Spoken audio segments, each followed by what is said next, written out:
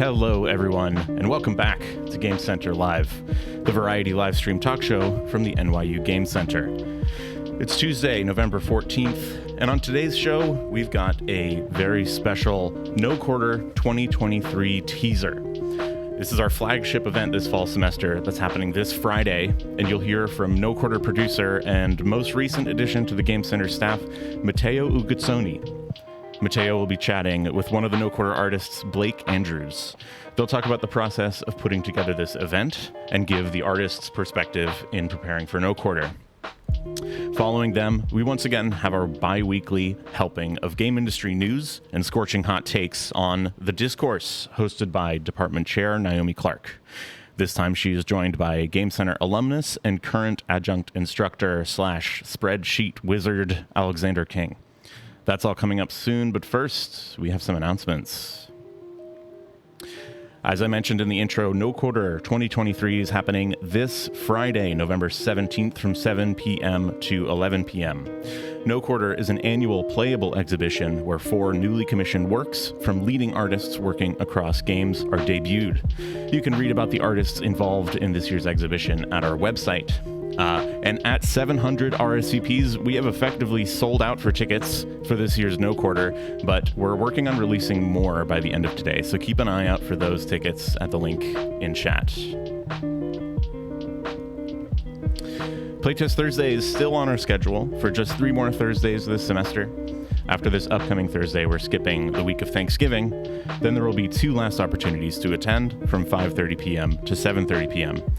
Come down to the NYU Game Center with your work-in-progress games and get feedback from fellow game makers. Non-NYU guests are welcome to attend, and to do so, you're going to follow the link in chat and fill out that form. All right, that's about it for announcements today. So without further ado, please welcome to the stream Matteo Uguzzoni and Blake Andrews. Take it away.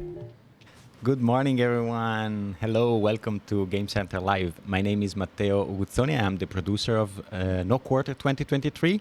I'm also the NYU Game Center Incubator admin, and together with me today is Blake Andrews. Good morning. Hello. Hello. Good morning.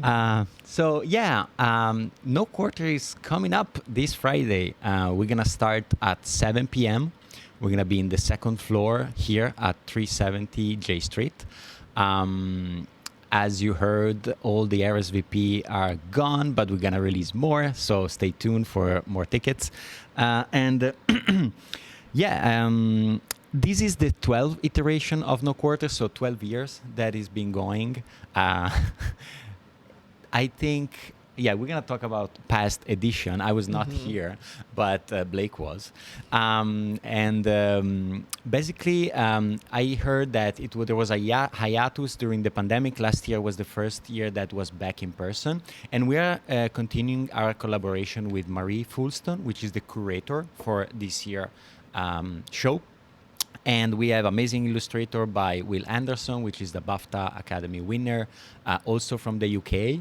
And we have 4 artists that are going to present new unreleased game. And one of which is here with us today. Blake, how are you doing? And maybe introduce yourself, where people can find you on the internet and stuff like that. I'm doing okay. It's a lot of things that need to happen in the next couple of days. You can find me on x.com under Snake Sandrews. I'm still on it, so you're gonna have to deal with it. I think also we're gonna post the link to your itch.io place, where you can find like a lot of your games and people. Yeah, I posted a lot on glorioustrainwrecks.com. I think a great amount of them are on that website, but also you can find them. Cool. On itch. Blake, how would you describe your work as a game designer, or in general? Yeah, I don't know. Is it up to me to describe it? I just make it. I feel like that's it. That's it. But I guess I have to for the question. I like, addressing the medium directly. I like having a purpose for especially like in-person things. I did a lot of installation stuff at baby castles, and I had to really think about that. And I also, before going to the Game Center a long time ago at this point, I would go to the Playtest Thursdays all the time. And at the Playtest Thursdays and at the game jams and things like that, I would often make a lot of things where you couldn't just post it online. I don't know. Are you familiar with any of that stuff? I saw your game this year at Play NYC. You saw Scrapeboard. Yeah, Scrapeboard. Yeah. And it was a hit. Everybody was like lining up. Wow, that's great to hear that. No, yeah. So yeah, I can see that. Like and also like we're gonna talk about this in a moment, but yeah, definitely I think it's really great to see how you incorporate people in the things that you do. Yeah, I love people. I'm a big people person, and I think all game developers should be, or else they're psychos. I think most game developers are psychos. Yeah, and so you've been to No Quarter before. Yeah, I love it. You're our historic memory for this event. Like, how many No Quarter have you attended? I think I actually missed the first one that I was. When I went to the Game Center, I think I missed the first one because I was too busy cramming for school. But I think I've been to all of them since like 2016 forward. Okay. So I've been to all those. I don't know how many years that is. Yeah, it's probably all of them. So here's a political 4, 5? question. 5. What is the game? Is a political question. What is the game that you remember the most? I remember the most. Yeah. I'm not asking about... Not my favorite. No. I think that's different from my favorite. Well, memory works with emotions, so I guess it's good or bad. Well, I can tell you, this wasn't a game on exhibition, but each year I look forward to talking to Tim Rogers for 2 hours straight. and then I feel like he says that he has a perfect memory, or if you've watched his videos, he said that he's like, oh, I got like a foot. It's like, I can't. I was gonna do a Tim Rogers impersonation, but I can't. I'm immediately doing a really horrible one. But he says he has a perfect photographic memory. Okay. And that guy, I was about to curse on the Game Center. I don't think children are children watching. Anyhow, I don't think he remembers me, even though but it's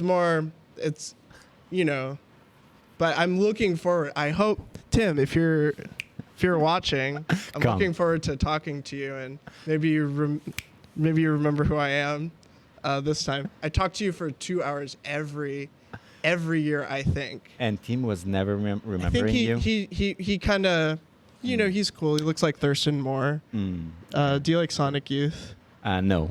You don't like them. I know. I mean, I'm from the periphery of the Western world, so not everything. You just there. don't. Do you not? I'm familiar with it. Okay. I thought you were like, you don't like them. This is like a third. Woo! Okay, great. Okay, I think we... but you don't remember any game. So team I mostly remember conversation was like Tim more Rogers. interesting than any game. I mean, it's pretty interesting. You get to hear about like him working on. We're not gonna replay that conversation here, but maybe this is interesting, like because like No Quarter is also a social event. So like we have a bar, we have like music, and you can also come and hang out. We have like chill out area this year because it's gonna be probably a little crowded. So yeah, you're gonna meet basically the New York. Game developer community, the New York City game developer community. So that's also an aspect that is interesting, right? While you wait in line to play the games. I remember every game. So this is. You're like Team I Project. do have favorite. I do have favorites. How many? I really let's like. Put it down to 3. Michael Bros. That betting game. Yeah, that game's. Oh, thank you. Great. What's the name again? Quinzilla? That game is called Quinzina. Quinzina. That was great. I actually messaged him because I think there's only one copy and it exists here, and I wanted to make my own version. I messaged him on x.com, and he didn't reply. Maybe he's not there anymore. He is. But maybe he's gonna come to No Quarter. Who knows? Let's hope. We can only hope. I love Witch Ball. Witch Ball. Love Witch Ball. By Game Center own Laura, right? Laura Clark. Yeah, Laura Clark. Yeah. I love that game. Yeah. And then I did really like. Which we have here, by the way. Thanks to Carl, we have like a Witch Ball here at the Game Center. So you can actually look at it and you can also play. Yeah. So Witch Ball is live here at the Game Center. Ooh. And I will say, last year's was a strong show. Strong show last year. This is for Marie, our curator. Kudos. Most memorable game. Actually, most memorable game. Okay, here we go. Is definitely Doug's game, the podcast, because I got into some arguments with people. It took advantage of the medium of no quarter in an interesting way. Yeah. I love that game. Cool. Well, thanks for sharing. All right, so let's talk about this year a little. I said there were 4 games that were presented. We're not gonna share too much about them. It's a teaser actually bit. So, but yeah, I can tell the name. So the first game is called Fusiform and is a 2-player game and is designed by London-based studio UMP. UMP is an architectural studio and they are working a lot with games. So it's gonna be very spectacular. I think is the biggest game in terms of like size that we have. So Fusiform. Do some research online and you're going to discover what is that about. And then we have Ticket Tower by Ben Blatt. Ben is a writer and a cabinet artist based in New York City. And the Ticket Tower is a 2-player also, wooden cabinet that has like a vintage, I don't know, I think they're called roadside attraction style or something like that. It's like a Museum de Mécanique. Museum de Mécanique, very old. Well, we just saw that this morning downstairs, and it's beautiful, amazing and beautiful. And then we have a solo journaling game by Everest Pipkin called The Poppy Grower. It's a solo journaling, but 5 players will play at the same time, and also you can also step in and look at what they are doing and. Yeah, so it's going to be bigger than just for the 5 players. And then we have Motor Away Trip, the game that Blake developed. It's a lot of B names. A lot of B names. What do you want to share something about Motor Away Trip, maybe how the inspiration came about? Oh, yeah. Also, before I forget, I saw in the chat my third favorite game. I said my most memorable, but third favorite is definitely Arpangi that I think Flan mentioned in the chat. That's made by Alan Myers, Alan Myers is the best game developer in New York City. And now I'll address That's your a question. political statement. I'll address your question now. So, yeah, I ask you, how was, where, I mean, I know a little, but you want to share like where the inspiration for Motorway Trip came? So I think a lot of it just came to me. So the one thing about Motorway Trip is it's what is it called? An anagram for Mario Party 2. Boom. So it is. I didn't know. It is Mario Party 2. The name is also in reference to a Guided by Voices song, Motor Away. So it's kind of a little bit of the infusion of these things. Hopefully not in a corny way, but it's about these. Basically, I really like the idea of, like, there's so many things where it's like we get all these characters and this is where they meet up, sort of thing. Like Mario Party is a little bit of that. Yeah. You know, Smash Bros is like that. Yeah. And there's something that feels really rich to me about that. I really like the idea of taking a form that is of the mashup, but making it's the original thing is the mashup of itself. And this is a little bit of that, but it's also a road trip of these 4 otaku girls, and they're going to meet up, hopefully hook up with this guy they met online named Doug. And yeah, it's about that. Yeah. It's about So it's that. a story of love, right? It's well, I don't know if you gotta love the guy. I don't know if you Don't have to do love that. him. That's great. And so, for players that will engage with your game, how you will describe their experience? Hopefully they like it. So it's definitely the big thing I want to do is I feel so there's part of me that feels awful about this game because I feel like I Why? got brought in. I make like it's like, oh Blake, you make like such crazy stuff. Like, whoa, like what do you like? Is this I feel Marie like impression? No. This is the concept. I feel it in That's my for heart. the feel. When I went to the Game Center, people would be like, "Oh, so when is Frog Fractions 3 gonna come out?" And I'm like, give me a break.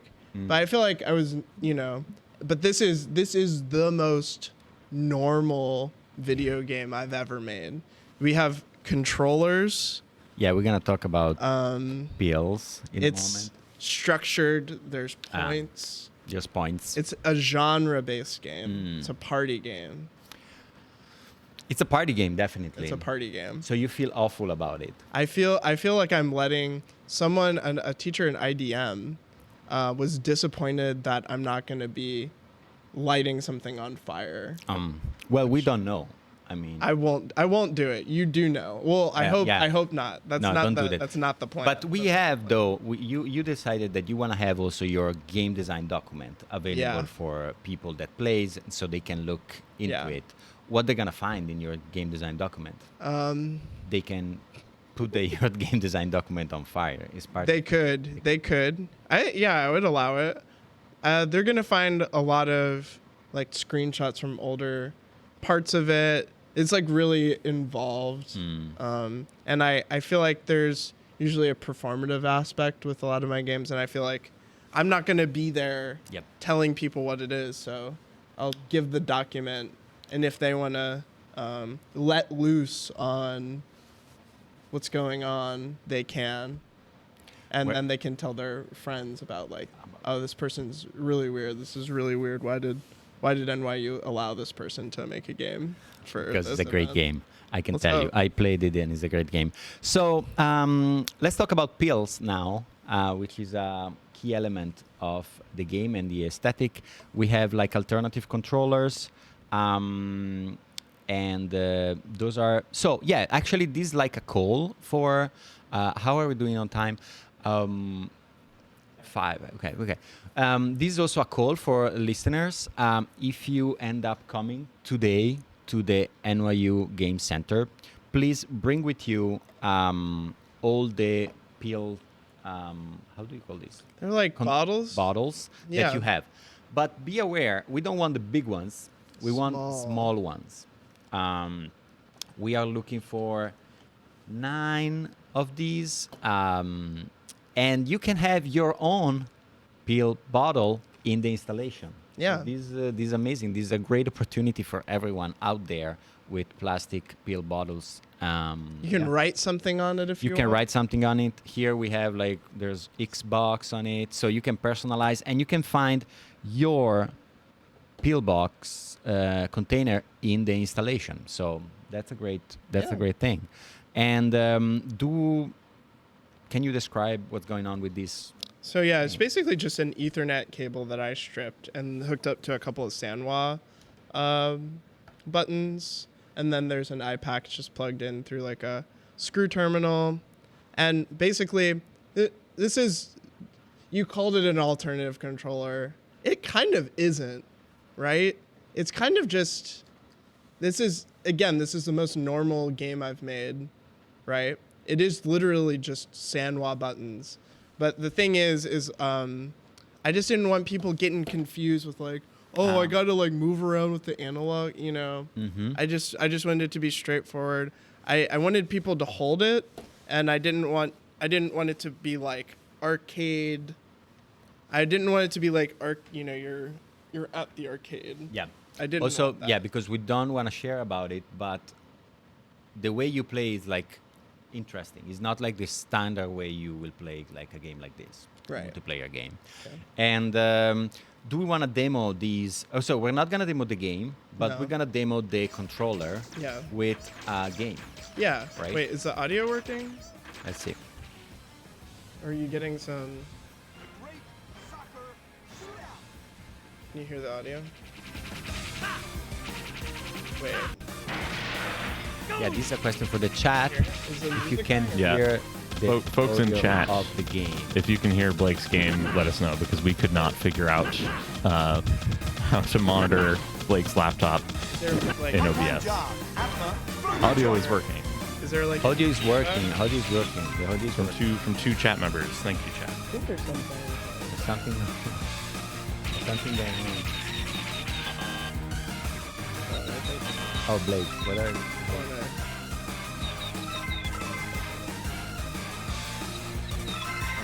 This is already. His birthday. Oh, happy birthday. Endless, insatiable appetite.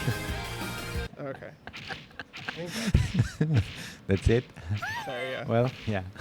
Okay, so what are we playing again Oh, so for this someone is- that comes from the periphery of the Western world? It's a Japanese game. So, but I feel like me and Logan had discovered this in a similar way where I first saw it at MagFest.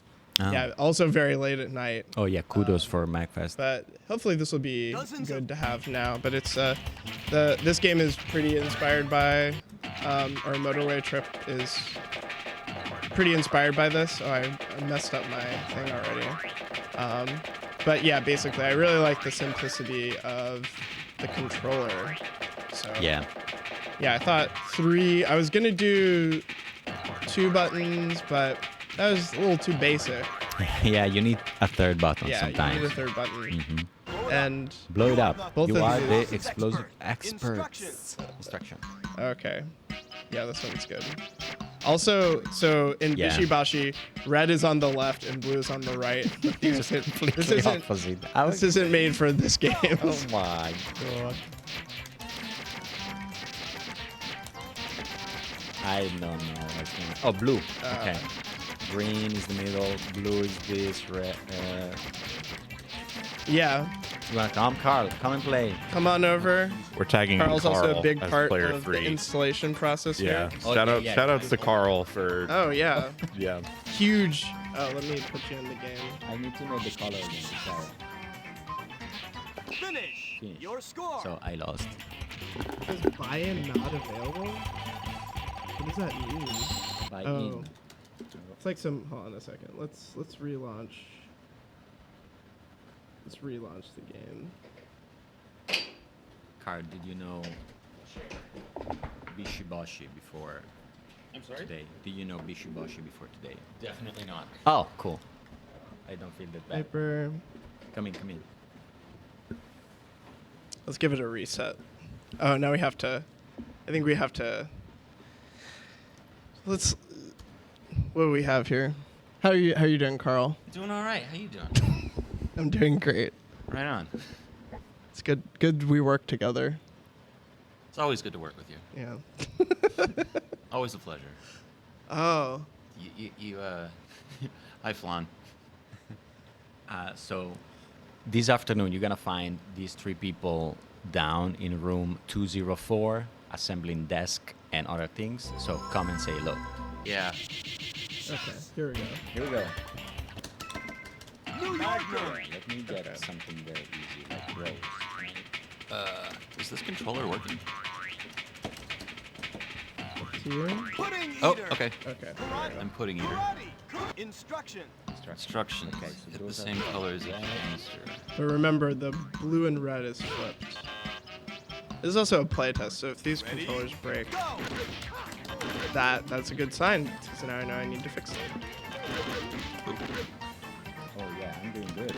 I'm doing good on this one. I don't think I'm doing my pretty controller good on went out this. again. Is it out? I'm winning it.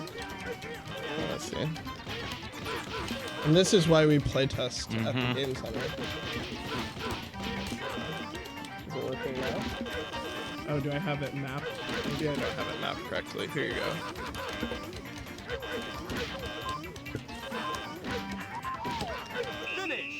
score. Boom. Winner, New Yorker. I won just because that's what you were fixing it. Oh It's a yeah. miracle. Oh, Fastest yeah. growing. Oh. Yeah, you can Okay. you can keep going. Instruction. Can we play the? Okay, let's play another one. Hit Then the we're gonna buttons wrap fast and furious. up. Fast and furious, Carl. Ready, go. Ooh, that strategy. Oh my God. Finish. Your flower Your was- score. Slower but bigger. New Yorker. Continue. And I think I think that Yeah. I think that means I'm out of the game. Oh, that was. Well, Oh, okay, no. good, This good, is good. this is okay. So Yeah. we have one more game, and then we're gonna close up. So this okay. game is much better than the one I'm bringing to no quarter, and it's also finished. Oh, this is Oh, my this is a this is my sequence? favorite. This is my favorite of all Press the the button games. to match each order. Okay, Yeah. okay. 6 points to win. Only the top will survive. Go. What? Ah, okay. I see. Alright. I see. Really fast paced. Yeah. I see. I understand now. I also I really like the kind of the almost kind of like bubble bobble type aesthetic that you've managed to get here. Finish. Your Like- score. Oh, this is my game, but Oh. this is a different game that my game is inspired by. Oh. My game is worse than this game. Instruction. Cool. Yeah, I was. I'm thinking about multi-bowl. Oh yeah. This has a multi-bowl vibe. The original multi-bowl. All right. Thank you so much, Carl, for playing, and thank you also for the amazing help and support that you're giving to No Quarter. And actually, these it's okay. Motorway Trip, worse than the game that we just played, but I think it's gonna be probably more fun than that. We'll see. Same controller though. Same controller. Yeah, same. And bring your pill bottles to the game Empty. center today. Empty. Yeah, also empty. We're not doing any Um, sort of. Well, actually, we have a bunch of empty bottle here, so we Yeah. can put your pills in these bottles and give Oh, we these can bigger do bottles. an to you. exchange. We can do an An exchange. exchange program. Swap medicine. But yeah, so thank you, Blake, for being with us. Motorway Trips, there are going to be 8 players. It's going to be a lot of fun. Come down on Friday at 7 p.m., 370 J Street, second floor. I'll see you there, Tim. Be on time. And let me just finish saying that I'm here as the producer, but as you saw, Carl here, Logan, this is really a Game Center effort to have No Quarter 2023 up. So if you come and you see someone that is like running around that is not having fun, it's probably one of us working to make the show working. And so stop and say thank you. We will really appreciate that. And yeah, and thank you again for Marie Fulston for creating this year edition. We're really looking forward to welcoming you and play some new and amazing games. Thank you all. Thank you. Thank you. Yeah. Bye. Real quick, Flan in chat asked Blake, do you want to shout out the Cyber Monday scrapeboard Oh auction? yeah, 100%. So on, what is it? Cyber Monday, I think, is the 27th of this month. So I'm starting a new company with Frank DeMarco. Yeah, the 27th. And at Boshi's Place, have you heard of Boshi's Place? I heard of it. So you can go by Boshi's Place, 7 o'clock. We're going to do a scrapeboard auction. Motorway Trip will also be there. We're going to show a bunch of cool games. Cakefoot, which is on the arcade cabinet at the Game Center, is going to be there. We're going to have a lot of fun. And there's going to be a scrapeboard tournament as well. Ooh. Okay, so this is Monday, the 27th? The 27th. The 27th. Okay. Cyber Monday. Thank you, What do you Fawn. mean that you're going to create a new company? We're creating a company. Oh, an LCC, whatever. LLCC, what's the... Something. It's like a co-op? Yeah, Oh, yeah, sure. Yeah. Sure. So we're collecting ideas for that as well. Okay, thank you so much, everyone, for listening. See you on Friday. Awesome. Thank you so much to Matteo and Blake. I cannot begin to tell you how thrilled I am that we got Bishibashi on Game Center Live. I was not expecting that at all. And when Blake showed up and said we were playing Bishibashi, It made my day, and I hope it made yours too. All right, so that's it for the first segment for today. We're going to get set up for the discourse, so stay tuned and bear with us while we set up some equipment.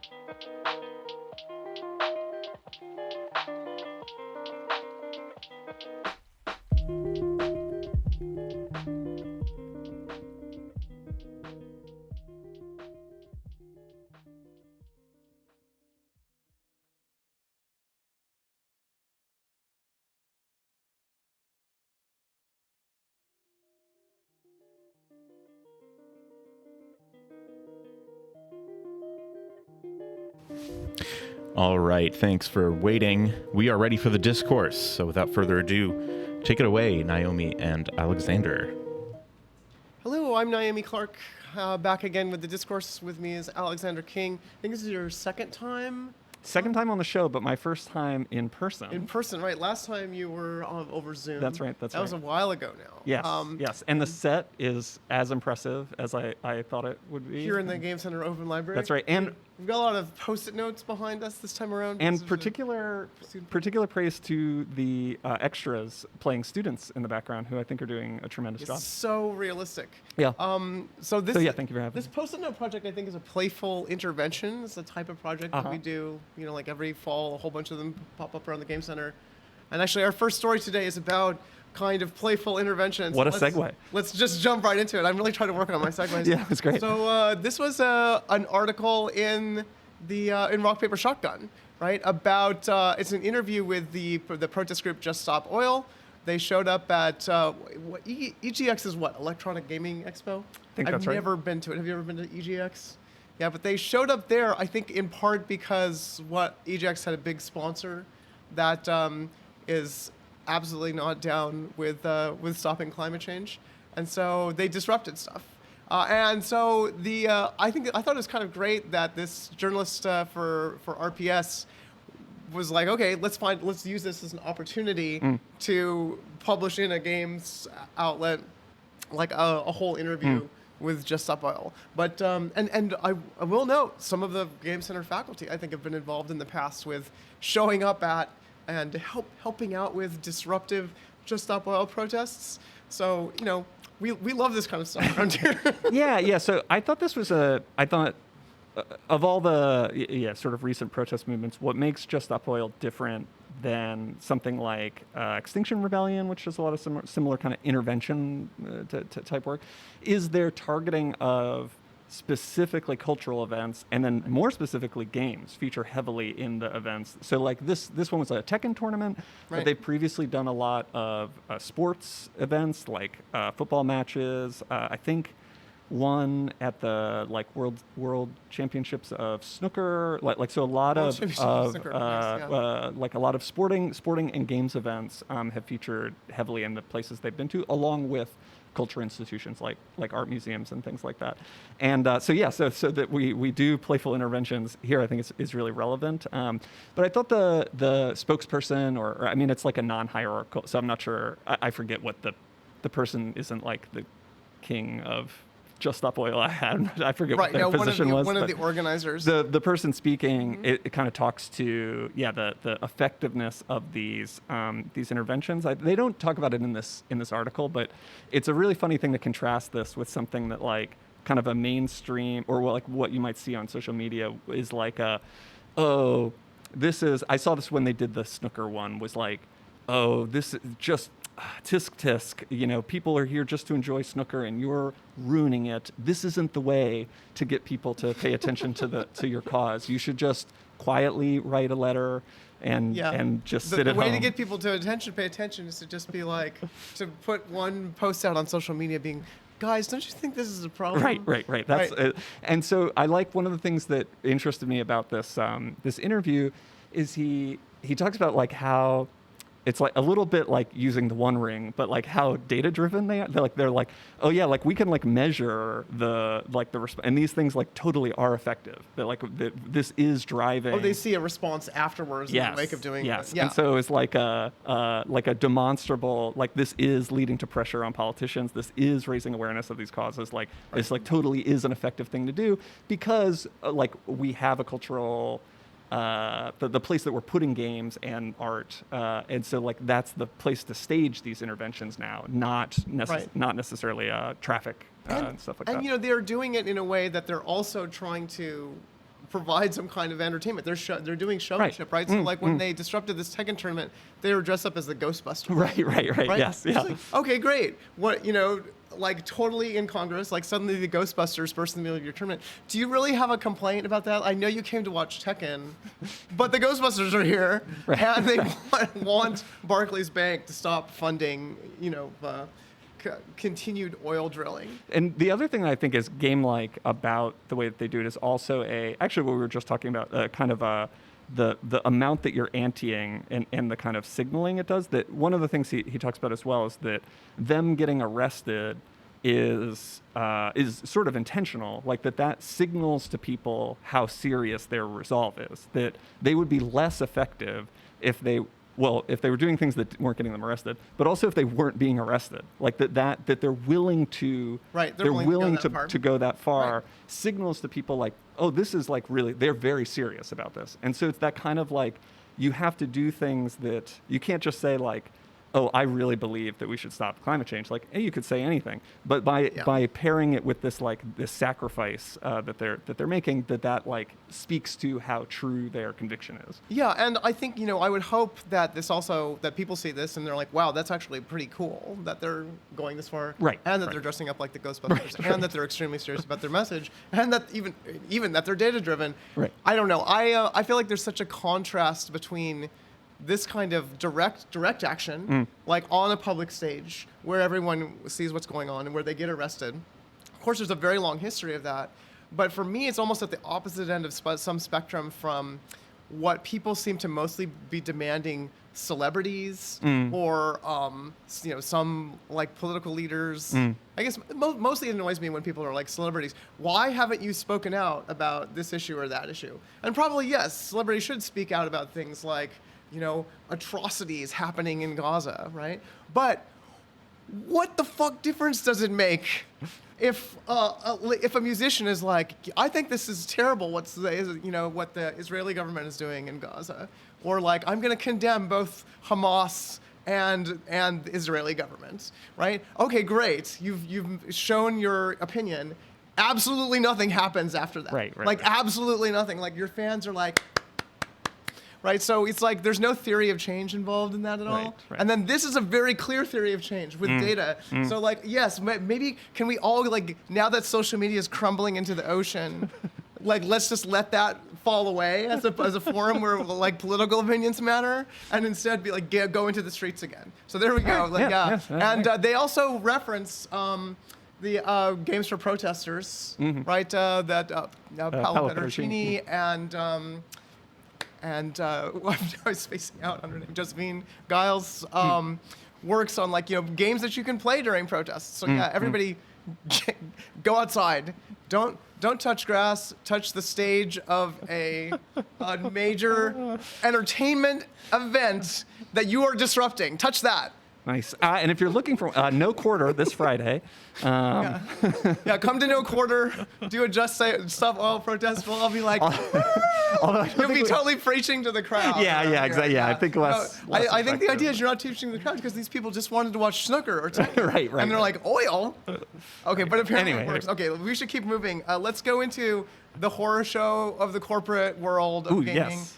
So here we are back again talking about Tim Sweeney's antics, the quixotic quest of Tim Sweeney against app stores. So formerly, Tim Sweeney was attacking Apple, a battle where everyone was like, those are both really bad. They're kind of both bad, right? But I was like, obviously Apple is worse in this case. Like, I'm totally like pro Tim Sweeney, like doing it for the game. Yeah. Why are you spending all your company's money on this, Tim Sweeney? And he's still doing the same thing against Google. And the thing that came out in the trial, this is Addie Robertson, friend of the Game Center and excellent reporter because she's always like digging in, like finding like interesting nuggets. So apparently Google tried to bribe Epic with almost $150 million. So yeah, so this is in the wider context. So this is the trial. Google Right. is the one. It's part of this series of antitrust Exactly. suits that they're defending themselves with, and this is just part of a wider. So in this one, the Epic turned them down. So it was that Right, we'll so- just pay you money to not circumvent the Right. payment Please system. launch Fortnite on our store. Yeah. Don't like do it on your own, and then just let people install Fortnite. On Right, Android. Because the fear being that if Epic did this, that other people would as well. But the wider context here is that this is also what Google does, and this is a big part of the trial as well. They pay, I forget what it is. Google pays Apple something like $2 billion a year just to make Google the default search on everything, and they pay similar amounts Right. to other. And so this is part of this like wider system of business practices that's like, we'll just shovel money at other people to make sure that we're the only game in town. Right. And in this instance, it's like this is just like a small piece. 150 million is actually pretty small Right. in this like. But 150 million to be like, can you just put it on the that's true. store? It's like a large amount of money for doing something relatively small. But Epic was still like, no. So- Right. And this is a classic like when you're a monopolist, like this is all like a collective action problem, right? So it's like if everybody who uses the apps, which is the like community of developers and things like that they're serving, if they all realized and acted in concert with each other, or even just did the same thing that was Right. not in Google's interest, they would lose out. So if they can just co-opt a few of the biggest ones, Right. And be like, no, stay in line. Yes. Just act like you have to go through the App Store. Right. And I think this is like 100% pure speculation, but I imagine that there's similar things. I think Steam absolutely does similar things, and I think that the App Store does as well, where if you're like one of the huge, if you're King Games, no relation, or you're like Call of Duty or something like that.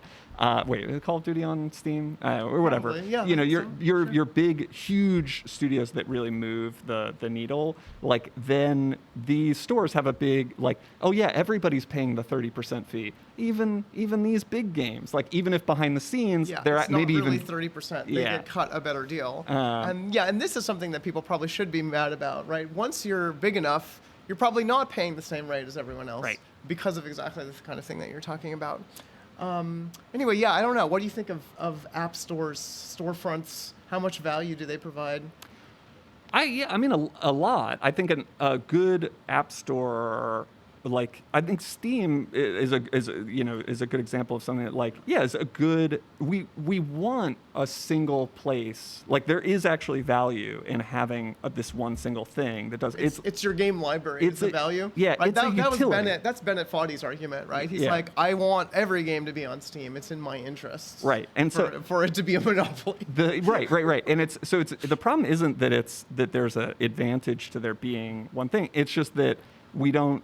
That like the normal, market-based structure is not good for that. Right. Like that it's a utility. We really only want one of this thing, but there's just not a good way to. Because it's a utility. Right. But utilities also are not supposed to be monopolies, or I guess some parts of them are not. Yeah, It's you a just complicated- nationalize them. Yeah. Right, you nationalize them. So there we go. Yeah. So yeah, nationalize Steam. Yeah. I agree. And And Google, I guess. Yeah, owned by Game Workers Unite. Yeah, Game Workers yeah. Unite, you guys are now in charge of Steam. That'd be good. Is Game Workers Unite still operating? I hope you are. Otherwise, we're all in trouble. Okay, let's keep on going. We'll come back to that. Next up, Elon Musk. Oh, right. This was a great headline. It just made me think about Martin Luther, the founder of Protestantism, who used to, it was discovered in his biographical writings that he used to battle his demons by going to the bathroom. Like whenever he would do number 2, he'd be like, "I'm battling demons." Oh my God. And thankfully, we don't have that kind of detail about Elon Musk, but his equivalent is almost the same. It's playing video games, right? So he, So yeah, I thought that he's tortured and he plays video games for release. so it was actually I was trying to remember where and I think it was Addie Robertson on social media was this was weeks or months ago, was pointing out how Elon Musk's in his mythology is like, oh, like I play games because I'm like this big brain, master Right, he plays genius. Polytopia. That's the his super and- highbrow game. So it's like I play because I'm such like a smarty boy that like I do all this. But then she was pointing out but the games that he actually plays are typically like single player RPGs. That's Right. what he talks about most and stuff like that are not these kind of like super intellectual or competitive games. They're just these like kind of fun power fantasies. Right, and that's true. like what he Also, enjoys. Lex Fridman, who's this supposedly extremely smart computer programmer guy who is friends with all of these tech intelligentsia. They are all playing. They're basically playing games that they see a lot of ads for. And then maybe they tell their assistant, like, could you go buy me some video games? And the assistant like walks into GameStop and is like, okay, give me one of those and one of those. And they come back and then these like tech billionaires or whoever are like, whoa, this is awesome. I haven't played a game since 2003. These are incredible now. Now, it's like in and of itself, I don't think kind of there's anything really here, right? Like it's like everybody plays games, right? Sure, yeah. And it's like I remember there was something where like Zuckerberg like plays a lot of Civ and like watches streamers play Civ, and that was like came out in something was like because at the time the New York Times didn't know what to make of it. It was like Zuckerberg watches other people play video games. Like what a bizarre weirdo. Oh my God. But what I think is interesting is the way that this is situated in like this whole world. It is dependent on the signaling that it's like it's very it's a very constructed sort of persona that they have to have. And so you can see the way that games are fitting into the construction of that persona by how they have to frame them is like, because everything has to be part of this one story about how they are these super smart Ubermensch. Right. And so and that games have a certain kind of value. And then Right. they repeat some like really old 90s aphorisms about Right. the value of games. But so then where I think it's funny for us is that there's this dissonance between like what we would actually consider like, oh, like that's a pretty like, wow, yeah, that's like a smart, cool game, like that signals your intelligence. Yeah, like where's the CEO that's like, I played Steven Sausage Roll and beat it. I'd be like, I want to buy your stock. All right. Yeah, hats off to you. Yeah, so I think that's what's interesting is this dissonance between the construction of their persona and like if you know like the actuality. I think is for us an interesting. It's extremely mid taste in games. Yeah, it's yeah. like very and so I guess that shouldn't be surprising to us because they're just going home and like blowing off steam by playing games like Right. anybody else. But it has this weird mythos around And it. if it becomes more popular, then I think what you'll see is other people just faking this. They'll talk about like, Right, they're like, I played Civilization for 30 hours in a row. yeah, exactly. They're just going to be like, oh, Elden Ring. Yes, I've gotten the maiden. Yes, I defeated that red-haired lady. What's her name? yeah. I totally did. And yeah, and then everyone was dunking on Elon Musk's like Elden Ring build. It was like clearly just made no sense. It was like somebody just started playing randomly in their free time, and then everyone was like, "Why is it so bad?" It's like because this person is not spending that much time thinking about games. Right. Come on, anyway. Let's go to another let's move on. completely bizarre character, Michael Lewis. So this is Michael Lewis's book on Sam Bankman-Fried. It's come up a couple times here, and So here's the big dunk. He's also really boring. Yeah. So I submitted this. So point one of this, is that the FTX trial ended. He was found guilty. Right. So as well-known, crypto enthusiasts. I think that was the last time I came on the show. Yeah, so we were talking about crypto. So it's a nice little coda to that story. Is like, oh yeah, they really were just criminals. How does the story end? They were just con men. Yeah, their comment. They didn't really know what they were doing. spent a lot of money. Yeah. Then they got caught and they went to jail. But probably of all yeah. so the funny thing in the story also was that Michael Lewis, who I've read Liar's Poker back, he's a kind of like a court poet for the finance industry, kind of thing. Someone that's paid to like do these kind of says nice things about things that are Right, happening. yeah. So the funny thing in this trial is that like one of the reasons that Bankman-Fried is found guilty is, or analysts say, is over the course of the trial it becomes clear how much of his persona, actually a good segue from the Elon Musk, was constructed. That like a lot of the testimony was about, this whole schlubby, like my hair is all crazy, I sleep in a beanbag, was an affectation. He was not actually like that. It was because it signaled to people that he was really smart. Right. Because he's like, he didn't. I'm going to try to act like I'm somewhere on the autism spectrum. Right, But like really, basically. he's just, it's a persona. And so also in the trial was that like in their internal chats, they were like, oh yeah, we're going to get Michael Lewis to like, we're going to bring him down to the Bahamas and like, tell him our whole spiel. And basically how well they just hoodwinked him as well as anybody else. But of all the art, so there are a lot of articles about what an idiot Michael Lewis is for like having a book that comes out saying like maybe he really is a genius, like the week that he was getting convicted. But Yeah. this one is the best because so it's easy. This is I'm a systems like construction structuralist. It's easy to be like, oh, Michael Lewis is stupid, but no. It's that Michael Lewis is situated in an environment that produces this sort of stupidity. And this article towards the end is like, it's not that Sam Bankman-Fried has any like unique features. Right. It's that he has to be a genius. And so Michael Lewis is part of this system. It can't be the case that he's just some idiot. Right, because that would be chaos. Right. It would be Right. like the horror of randomness. Like you strip it away, you're like, wait, none of this makes any sense. It can't be the case that he's just Yeah. the son of two lawyers who's like a privileged kid who knew how to say the right things and to get a bunch of money. pretends to be, exactly. That can't be it. It has to be that he's this unique genius and da-da-da. And so Right. we get to see in real time this kind of the meaning making and construction Amazing. around these Yeah. sort of personas. The whole thing is bankrupt. The chronicling it is sort of like bankrupt. It doesn't like it's all built on a house of cards. Hopefully we fall down some more. Okay, we're gonna go quickly through the next couple because we only have 10 minutes left. So.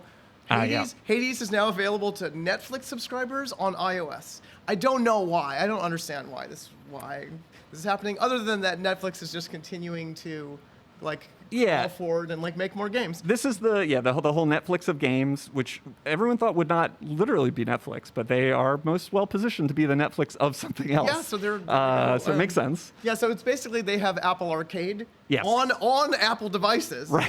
But it's with a Netflix subscription. So it's a bunch of games that the people who really wanted to play them probably already played them. Yes. So there's a lot of money in this. There are a lot of they're investing. So I'm willing to.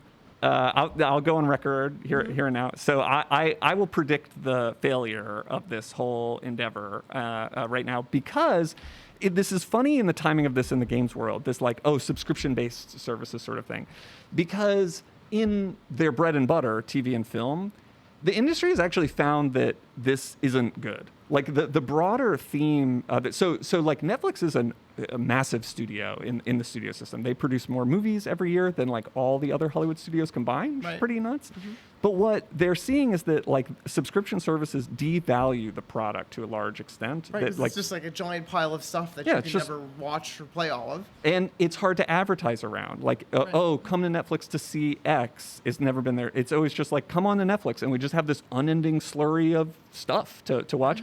It turns out that is bad. And so all the other companies that have tried it, most successfully being Disney with Disney Plus, Right. they're now kind of pivoting They're away pulling- from pulling it, back from it, yeah. because it's not actually a great business because it's for a number of reasons.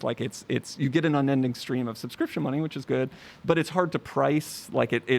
It's hard to attract customers. It just becomes this retention thing. So I think they're sort of fighting the last war here. I think that the future is not in these subscription-based services. Right. It's the not last like Apple war Arcade. is what if we bundle games in it with as well? And that's too bad because they're funding some interesting stuff. Some of the stuff reminds me of early, like 2000s New York City-based game productions, Mm, many of which were like built off of The Walking Dead or like an HBO show or some other kind of property or Lego games and things like that. But and so if you keep scrolling down a bit, Logan, we'll see like, well, okay, yeah, so Death's Door, I think that was already out, right, in Katana Zero. But there's also some more original stuff. There was that little Chicken Run game. But we shouldn't. But- But just because.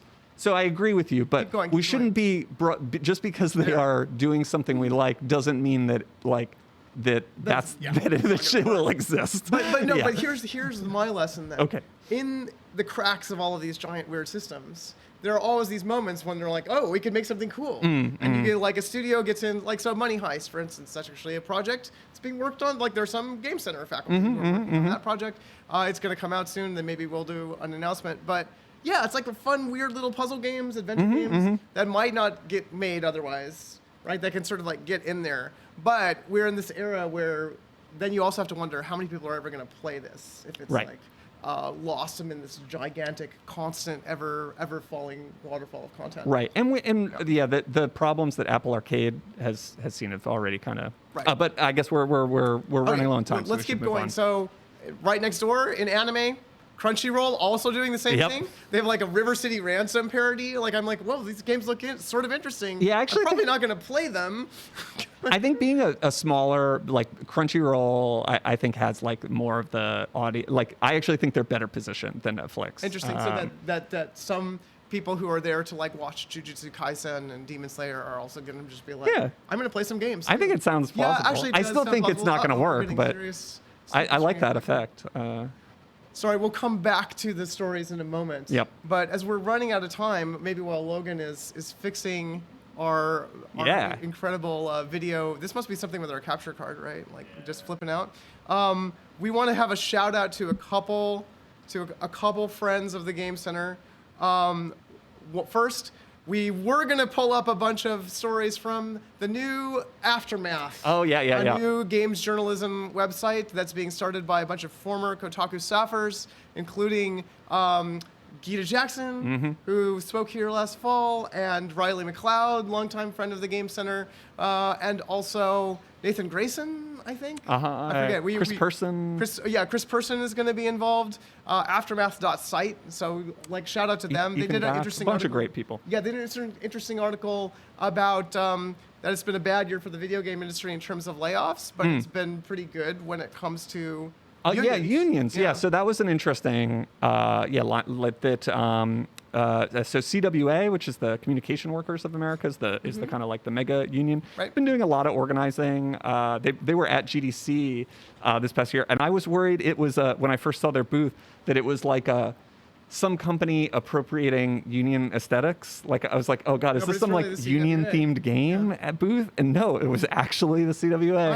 I am so happy to hear this. I mean, I started talking with friends of mine who worked for the CWA like 10 years ago about how they ought to start doing this. So yeah, so it's like really coming to fruition. And so at a lot of different, I think QA has been the main Right. site of organizing so far, but there's been a lot of new unions, and this is in part of like a wider,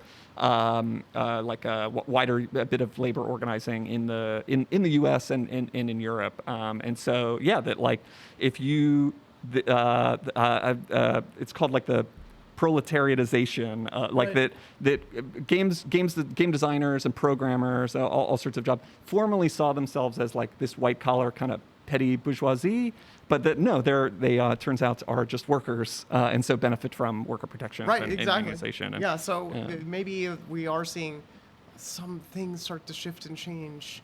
But check out this article. Wait, can we get it up there so we actually? So not that one. This is the boring one that I don't think we need to talk about. Yeah, here we go. So here's on the new site, Aftermath. Shout out to everybody at Aftermath. Yeah, and definitely check out Aftermath. This is Nathan Grayson, right? Article about looking at where unions are at now, and talking about QA, even at big companies like CD Projekt Red. I also sort of really feel hopeful for this like bottom up. The worst treated sort of like the most proletarianized positions first. because there always has been, it's always been such a struggle to get highly paid employees with benefits and ping pong tables to actually unionize. Right. Right. At least en masse, other than the people who like care on principle.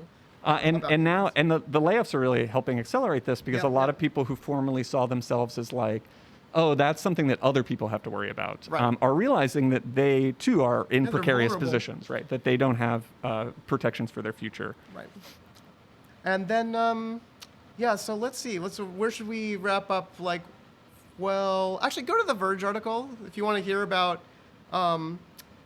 Yeah. So here's an article from the Verge about starting Aftermath, and it's a worker-owned video game site. Check it out. That means they're also, I think, running largely as subscriptions. That's right. I'd love to think about, like, should we get a subscription for the Discourse? Yeah. So that we can comment on their site, on their articles. I don't know. I'm just hoping for some, like, nice, juicy, controversy, embracing hot takes on games, and also, like, thoughtful reviews. So, big shout out. And then, last of all, last article.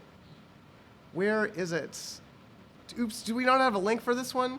We wanted to give a big shout out to SAG-AFTRA. Do we have did I put a SAG-AFTRA link in here?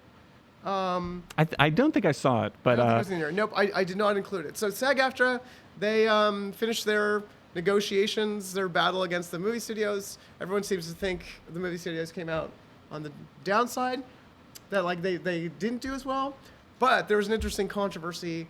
Justine Bateman, known best for Family Ties and also like Desperate Housewives and a bunch of other things, was like, this is the beginning of the end, because they sort of, like the Writers Guild, they basically left the door open a crack for generative AI. In this case, synthetic versions of actors. They're like, okay, you can do this, but it has to be with permission of the actors. So this is, and my partner is a SAG-AFTRA member, and so this has been a frequent discussion in our household. Is these AI terms, and basically what the studios want this is like way too big to talk, like the wider context here is all about it's not just like the labor costs on actors. It's also a move towards more like. It's less. They have to do less pre-production. It's a lot easier to shoot really cheaply if you can just like come in. You see this a lot with like all the Disney Plus shows are like this, like Virgin production Kenobi. stuff. Yeah. You just get the actor to stand there, film them delivering their lines about Star Wars, and then later you can just put in all the whoever they're talking to, the background and stuff.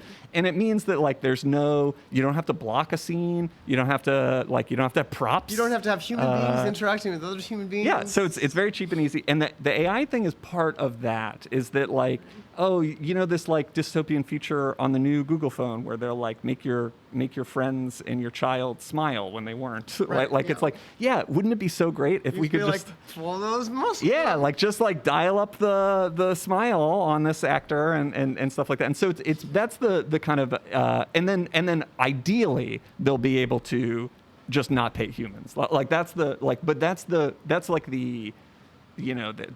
that would be really great if they were able to eliminate all that labor was the costs, response but- from like Fran Drescher and some of the union heads. They were like, look, nobody's been replaced with a synthetic version of themselves yet. Right. Yeah, and they're like, yet.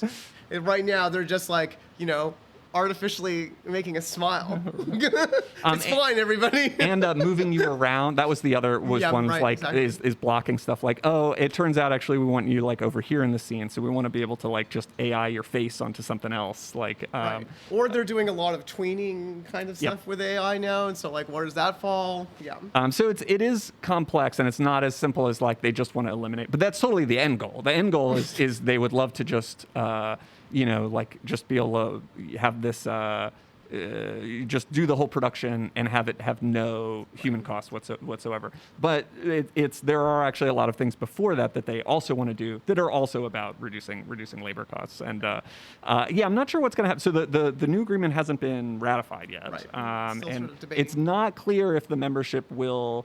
I forget what the threshold is. I think it's 67. I think it might be a two-thirds majority.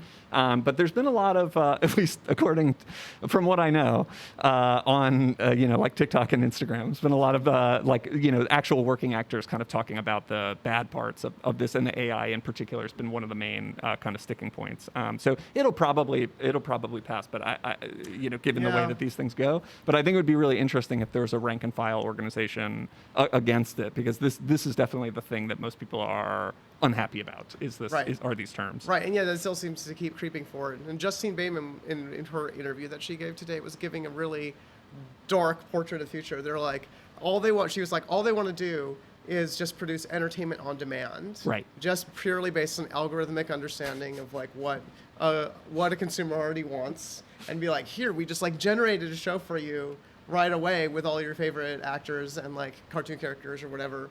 And then they won't, and she's like, they won't even bother copywriting it. Right. They're like, who cares? This doesn't need to be copyrighted. It's like we could just throw it away as soon as you're done with it. Like, and she described it as being like Kleenex entertainment. I'm like, that's an interesting. What I love about the dream of being able to, so it's being able to make money without labor, like this kind of dream, is that like to produce this trash, like a place we already see that are websites that are just made for advertising, that like they just scrape content, use AI to kind of rephrase it, and their goal is to like capture when you search for something. It's why search is bad now. Like that when you search for something, all the top 10 hits are all going to just be crap that's regurgitated. That those things are actually destroying the ecosystem of certain. They're like this whole thing, and so they're like trying to create the thing that will like destroy the film industry. I mean, and Google is actively participating in all this stuff, right? Like Google kind of undercut itself that way, its original business. So it's interesting to watch this destruction. But if you think about it, with this like synthetically generated entertainment, it's also the same thing that will eventually just remove studios from the equation. Exactly. Yeah. Right? Because like, why? There are already tons of people just sitting with their own machines at home, if they have a big enough NVIDIA graphics card, just making themselves endless anime nudes with generative AI, and like they're not paying. Shockingly, they're not paying anybody to do that. They're just doing it with their open source model or whatever, right? So it's like, I think it's a weird, desperate attempt to be like, how can we get back in the chain of value before all of these nerds are just sitting at home, like endlessly pressing refresh until they hit on something that's to make them have an orgasm. But good news is that Hollywood is not like it. It's bad for American soft power, but good for, I think part of the reason that you're seeing a lot more foreign entertainment in the U.S. market, like a lot more European shows, a lot more Korean shows, and things like that are getting traction in the U.S.